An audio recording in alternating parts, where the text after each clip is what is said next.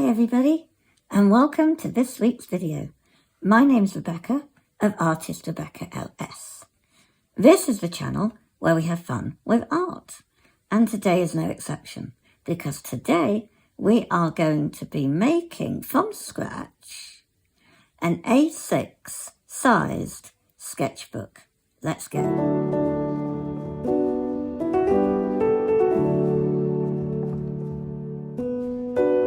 Okay guys, so what I have pre-prepared off camera is the signatures, and that, if you remember, I will try to link at the end my sketchbook that I made from scratch. It's a very long video. This will be shorter because I'm going to speed up what I've done. So I have taken drawing paper. I've got I'll put it on screen, I've just discovered it.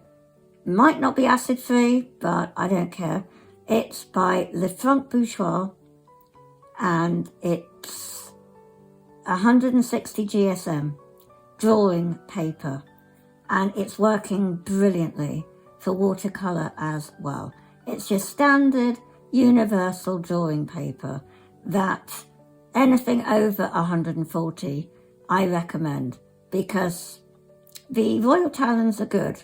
They will take watercolour, but I do prefer 160 as a standard because the watercolour takes better. And then you can do some gouache. You can do a bit more mixed media on 160. So, it was €2.99 for 50 sheets of A5 sized.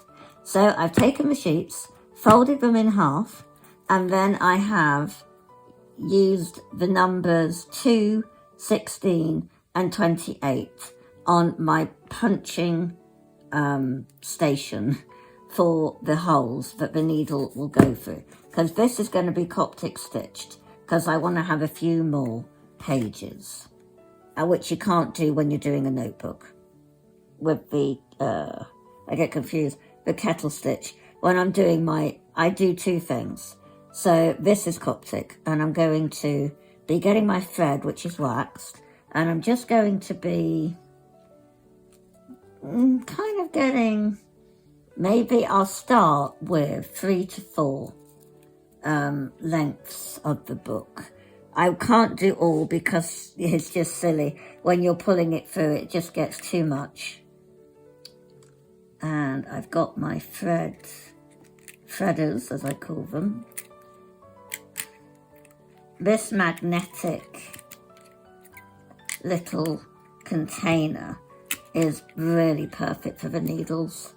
It really helps because the tubes are good for the straight needles, but these curved ones really were a bother to me to store them safely. So I'm going to take that one, and we're going to cut off this longish bit of thread.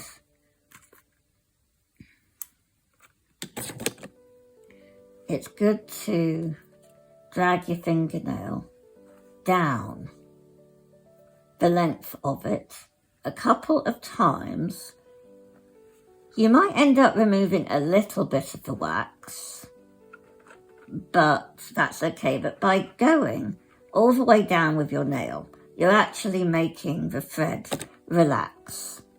So it feels less stiff and it's more flexible, and then it's less prone to knotting and catching. So we've done that. We'll then get the threader and the needle, put the threader through the eye of the needle. It's always the tricky part. There we are. Then get the thread and then go through the threader.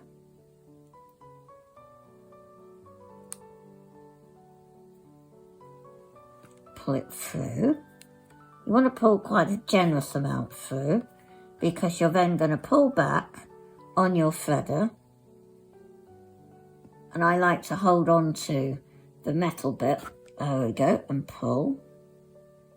And then we're going to take the thread out of the threader put that there, back in its case, and have a look where we're at.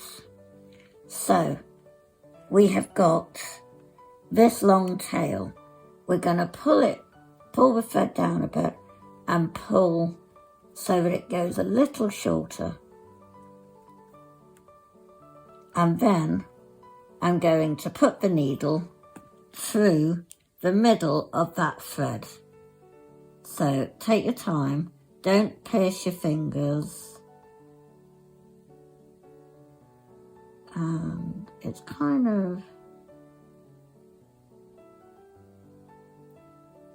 you can push, there we are, to flatten the thread, depending on how thick or thin.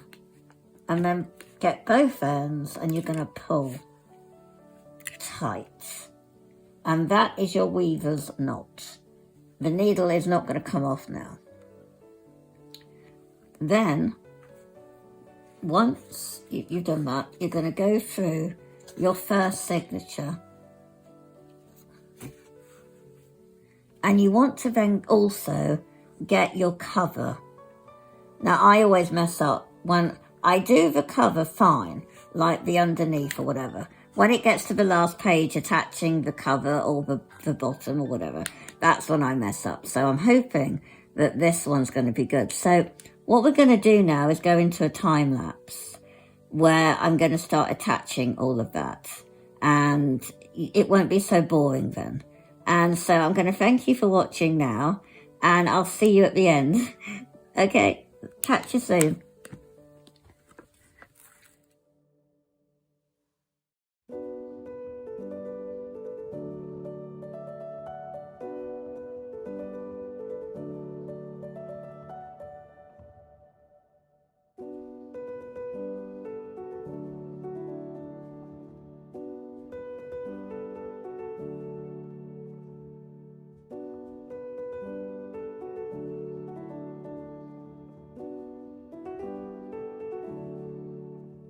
Okay guys, so the stage we're at, I hadn't actually made the covers at that point.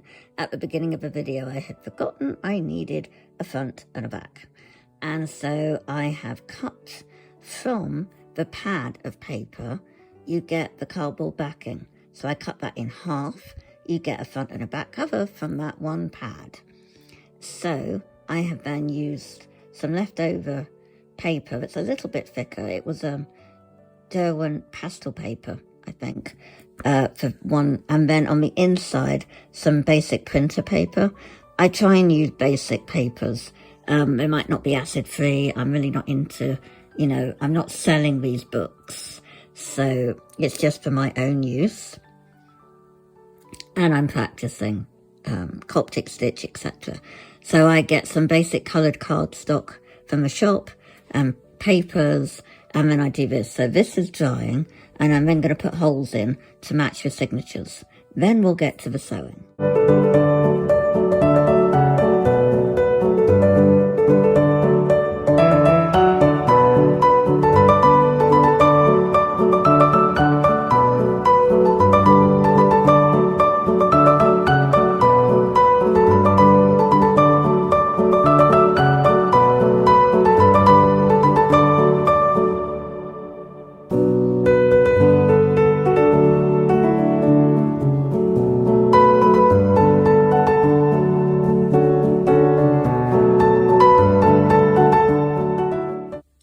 And it's finished.